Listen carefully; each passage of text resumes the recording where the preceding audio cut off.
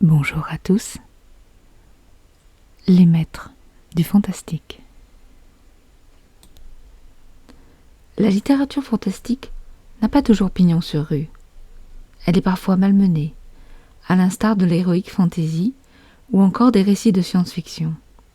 Pourtant, elle est une culture à part entière et elle possède un public plus vaste qu'on ne le pense.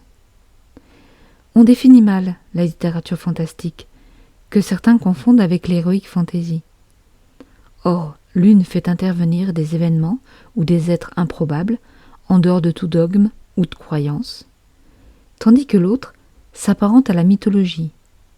Néanmoins, dans la littérature fantastique, l'histoire peut avoir pour cadre un environnement réaliste, alors que dans l'heroic fantasy, les êtres et l'environnement sont totalement réinventés. La littérature fantastique exploite le registre de la peur. Si l'heroic fantasy fait appel au merveilleux, le fantastique explore lui des univers sombres. Ainsi, la trilogie du Seigneur des Anneaux de Tolkien fait bien plus appel à l'univers merveilleux des contes que la peau de chagrin de Balzac, où le héros fait un pacte avec le diable dans un contexte de réalité. Plus globalement, c'est la stupéfaction d'un être qui ne connaît que les lois naturelles et qui se trouve confronté à un événement surnaturel. Les études inspirées de la psychologie et de la psychanalyse expliquent la littérature fantastique par sa fonction libératrice.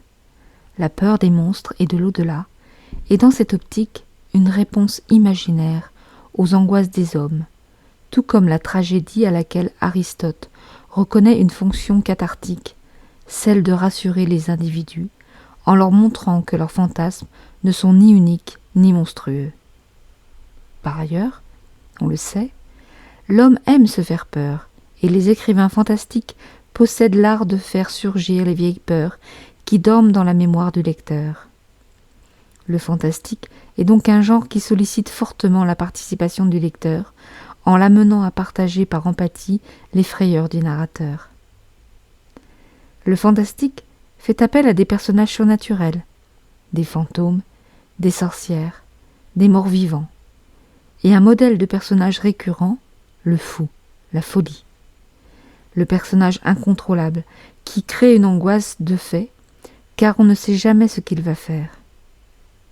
Ensuite, dans la littérature fantastique, on se trouve dans des lieux inquiétants, comme des maisons abandonnées, hantées, des cimetières, des usines désaffectées, des hôpitaux psychiatriques vides, ou encore des forêts denses.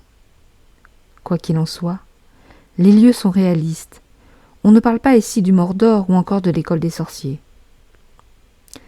Le récit est souvent écrit à la première personne et laisse supposer un point de vue interne, ce qui permet au narrateur de partager ses émotions, ses peurs, ses doutes, et d'utiliser donc souvent des phrases exclamatives ou des interrogations. On estime le XIXe siècle comme l'âge d'or du fantastique. Du moins, est-ce à partir de ce moment que naît véritablement ce genre de littérature. Les romantiques en sont la source, et l'on peut citer l'incontournable Frankenstein de Mary Shelley, paru en 1817, qui renouvelle le mythe de Prométhée dans une perspective scientifique. Mais on ne parle pas encore de littérature fantastique. L'un des premiers maîtres du genre, Edgar Allan Poe, auteur américain, donne au fantastique ses premières lettres de noblesse. Allan Poe est l'auteur de l'extrême et de tous les superlatifs.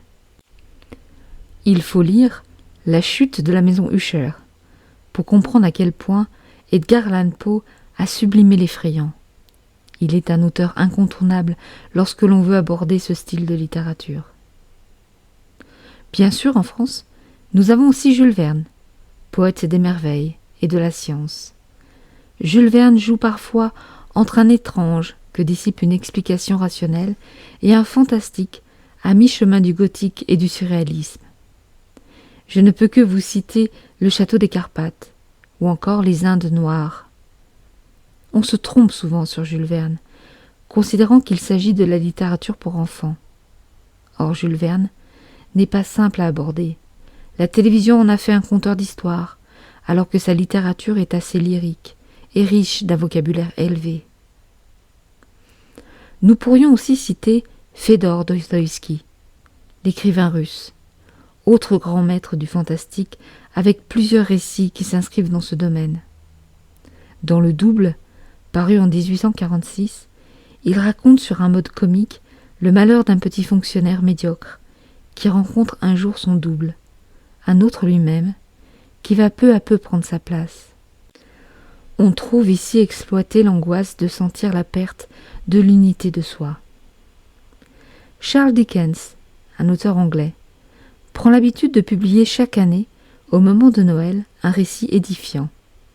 Le plus réussi et le plus connu de ses livres de Noël est sans contexte Un chant de Noël, paru en 1843, où le vieil usurier de Scrooge reçoit la visite de 3 esprits, qui vont faire de lui un brave homme.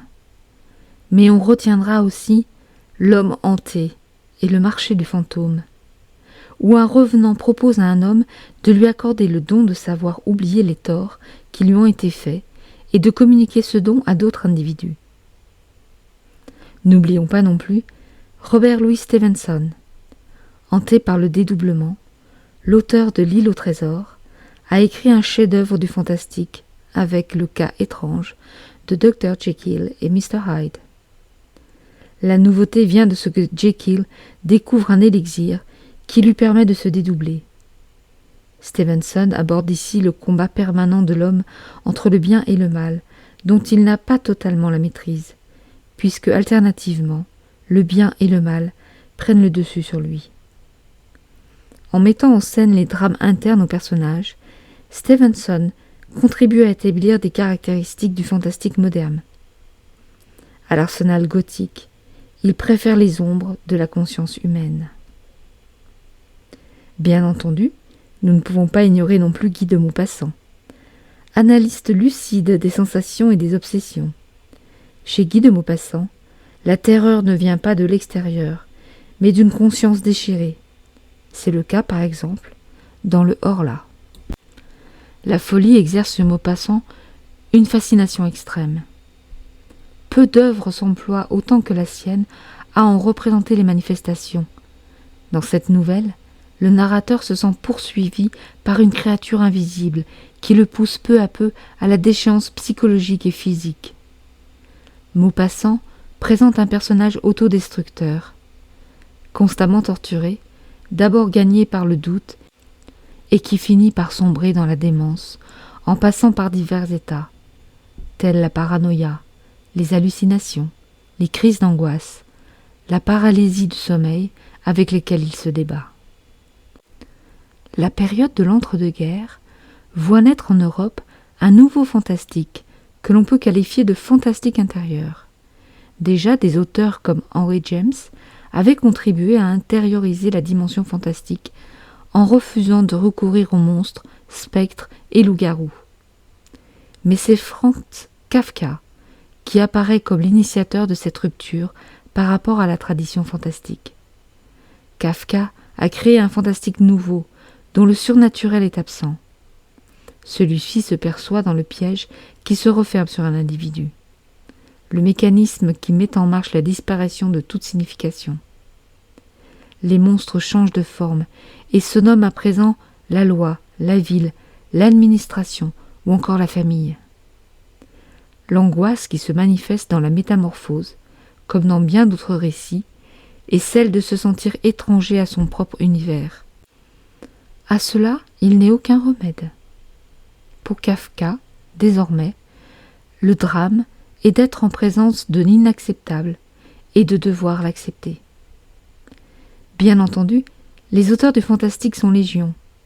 Nous pourrions citer également Oscar Wilde et Le portrait de Dorian Gray, Rudyard Kipling et La marque de la bête, Arthur Conan Doyle et L'anneau de Thoth, ou plus connu encore, Le chien des Baskerville, mais encore Marcel Aimé et son passe-muraille, et évidemment Howard Philip Lovecraft, visiteur de toute la dimension du fantastique et créateur d'une mythologie monstrueuse.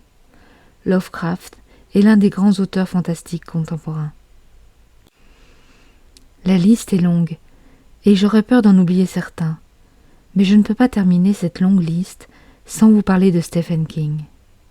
Héritier d'une longue tradition américaine, Stephen King est l'auteur le plus représentatif du fantastique de la fin du XXe siècle. Stephen King prend plaisir à sortir tous les monstres des placards. Il les utilise comme des éléments familiers et traditionnels, presque rassurants, mais il cache une peur plus profonde et plus tenace. Pour Stephen King, la peur est un élément essentiel de la vie. Elle permet l'apprentissage du réel et habitue à discerner le danger. On le voit, la littérature fantastique touche à l'humain, à la psychanalyse, à la foi, au spiritisme ou encore à la folie. Néanmoins, il ne faut pas craindre de lire ces auteurs et de comprendre quelle vision ils ont du fantastique. L'imagination de ces auteurs est sans limite, et l'on est toujours surpris par leur univers. L'approche du fantastique ne se réduit pas à un seul conte, mais aborde aussi les romans et les autres formes de récits que sont les films et les bandes dessinées. Le fantastique musical n'existe pas, sauf à titre illustratif, par exemple, la symphonie fantastique de Berlioz ou l'apprenti sorcier de Ducasse. En revanche, la peinture fantastique constitue un domaine important auquel il faudrait consacrer tout un livre. Je vous souhaite à tous une belle rencontre avec ces auteurs. Je vous souhaite de dépasser vos peurs et vos angoisses, de flirter avec le frisson et de découvrir un monde à part. À très bientôt.